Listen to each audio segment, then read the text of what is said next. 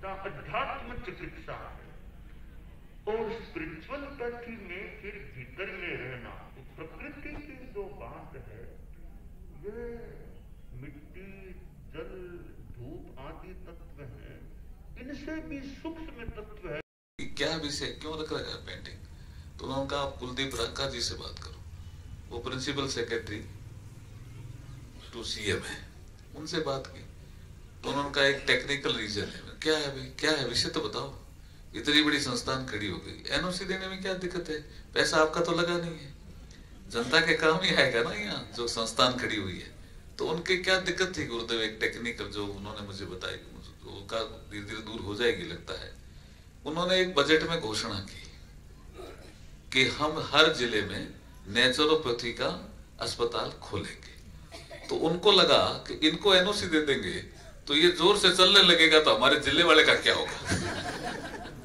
अरे जिले वाला जिले में चलेगा भाई, ये लाडनू में है, वो आपका वहां नागौर में चलाइए जो चलना है। वैसे भी नागौर और लाडनू की दूरी है।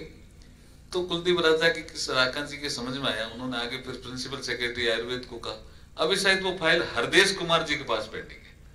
तो हरदेश जी को मैं फोन लगा रहा था, तो अभी ये क्या है कि नेचुरोपैथी में वो तो हमें तो आदत पड़ गई, गुरुदेव की कृपा से भी आदत पड़ गई। मुख्य मुनि भी बैठे हैं, महावीर जी, इनकी कृपा से बालोतरा है। मैं गया अभी भी, तो मिले मुझे काफी लोग, और कुमार श्रवण जी सभी। मेरे तो क्या सूर्योदय से पहले ये नेचुरोपैथी ये भी सिखाती है ना, सूर्योदय से पहले उठो, ये नेचर है। चंद्रमा की शीतलता हासिल करो, ये नेचर है। और बहुत शुभ घड़ी में इसका उद्घाटन हो रहा है। उसकी शुभ घड़ी क्यों मान रहा हूं मैं कि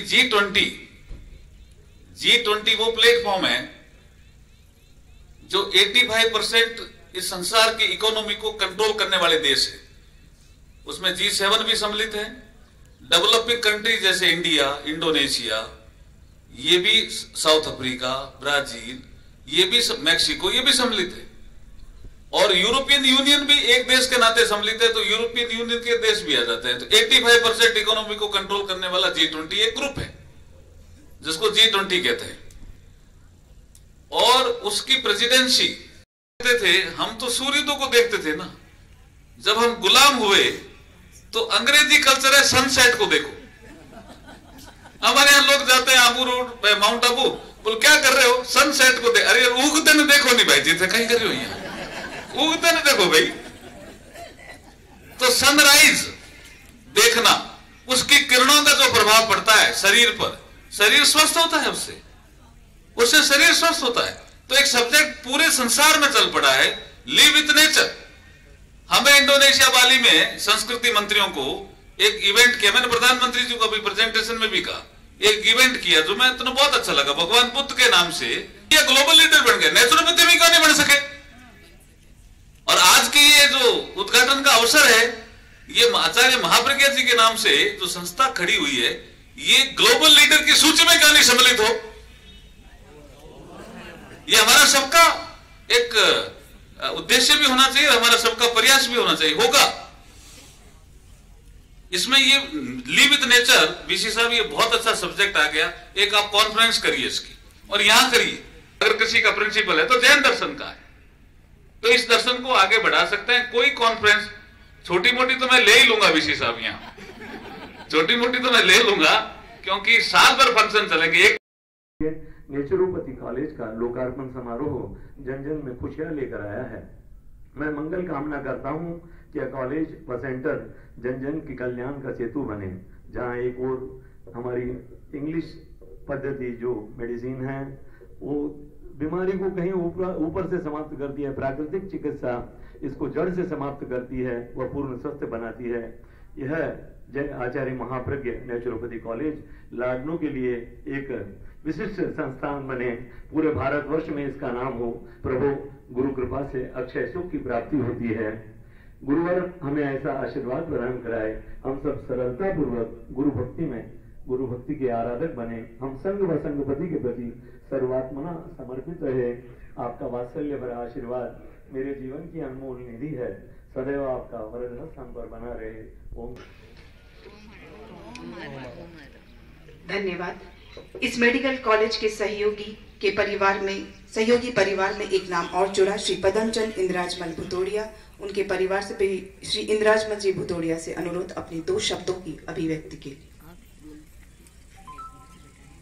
साथ में आप लोगों के एक दूरदर्शित इस इंस्टीट्यूशन कर दिया है।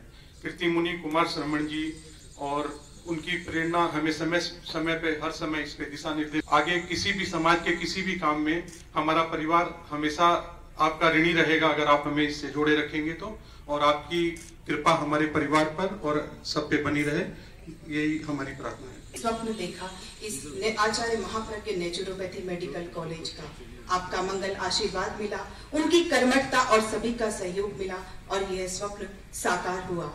ऐसे संस्थान के यशस्वी और कर्मठ कुलपति को मैं आमंत्रित करती हूँ इस अवसर पर अपनी अभिव्यक्ति का। एक स्वप्न था कि हमारे परिसर को एक विजडम सिटी के रूप में डेवलप किया जाए और उसमें उन विद्याओं का समावेश हो जो भारतीय संस्कृति की अभिन्न अंग रही है। तो हमने इस प्रकल्प को उनके इस आधार वाक्य सूत्र वाक्य को पकड़कर लिया कि क्यों न हम प्राकृतिक चिकित्सा के क्षेत्र में आगे बढ़ें, और हमने इस प्रकल्प का स्वप्न कई लोगों के समक्ष रखा, विशेषकर मुनि श्री कीर्ति कुमार जी के समक्ष, मुनि श्री कुमार समण जी के समक्ष और मुनि श्री विश्वुत कुमार जी के समक्ष। उन्होंने इस प्रकल्प को मुझे गतिमान रखने के लिए प्रेरित किया और इस प्रकल्प को आज इस रूप में हम देख पा रहे हैं। संस्थान का ये स्वप्न है कि ये पूरा परिसर न केवल प्राकृतिक चिकित्सा के लिए बल्कि आयुर्वेद और होम्योपैथी चिकित्सा, तीनों वैकल्पिक चिकित्सा पद्धतियों के लिए एक डेडिकेटेड हो जाए। और हमारा प्रयत्न ये रहेगा कि आगे 2 वैसे जैन विश्व भारती में आयुर्वेद की विधा विद्यमान है, लेकिन उसको हम अधुनातम रूप में किस रूप में प्राकृतिक चिकित्सा की तरह प्रस्तुत कर सकते हैं, उस प्रकल्प पर भी हम विचार कर रहे हैं और साथ में होम्योपैथी पर भी हम विचार कर रहे हैं। तो ये हमारा आगामी एक प्रकल्प है। हमें पूरा विश्वास है कि हमने जो प्रयत्न किया है उसमें पूर्ण रूपेण सफलता मिलेगी। हमारा जो स्वप्न है उसको निश्चित रूप से पूज्य प्रवर के आशीर्वाद से हमें सफलता मिलेगी।